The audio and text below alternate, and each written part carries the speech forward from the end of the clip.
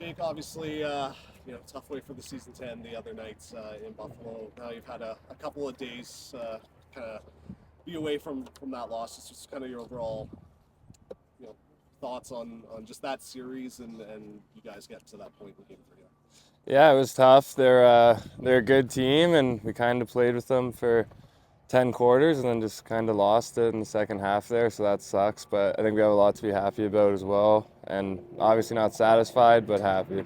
When you have a loss like that and as tough of a loss like that, is there anything that's said in the locker room afterwards, or is it everybody just kind of taking in the moment while they can? Yeah, in a game like that, when it's the end of the season, there's nothing really to say except for we worked hard, we did the best we could, so that's pretty much all we can say.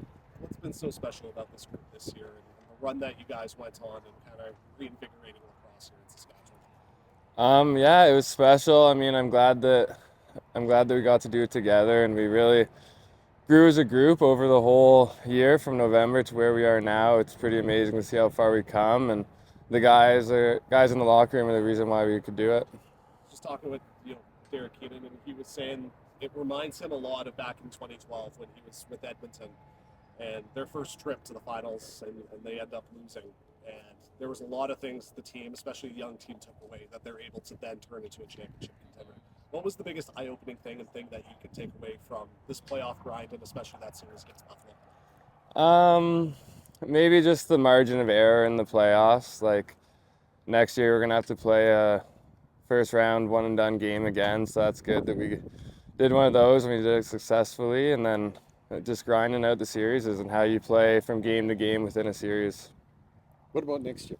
Like it had to be kind of fun to go on the run like you did this year, which I think to a lot of Rush fans was a pleasant surprise. Next year, you got to be pretty jacked and confident about what you guys are going to be able to do.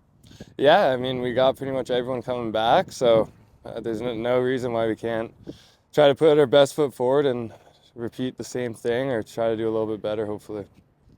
Jake, how do you feel you're able to really grow this year as establishing yourself as one of the top transition threats in the league? Yeah, like we just work so hard and just kind of that's just the way it plays out sometimes.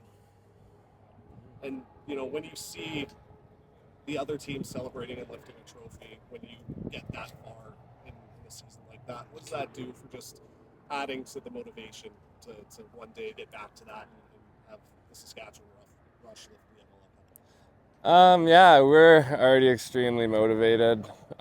Before, yeah, I don't know if I would say it motivates us more, but it's definitely something that we all really want and really care about.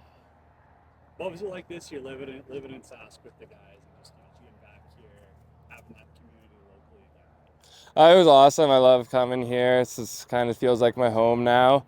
And we got 6 guys in the market this year, so we got to bring a couple new faces and show them around, kind of be like the tour guide because it's my 3rd year here. So yeah, it was awesome. Right, last one, you're the guy with the letter on. What makes you most proud of the group and just seeing, looking back on the run that it was? I think I'm most proud about our resiliency throughout the year. We had a lot of games where we were down at half and came back, or bouncing weren't going our way, and we just always stayed in the fight, and that's a great characteristic of our group.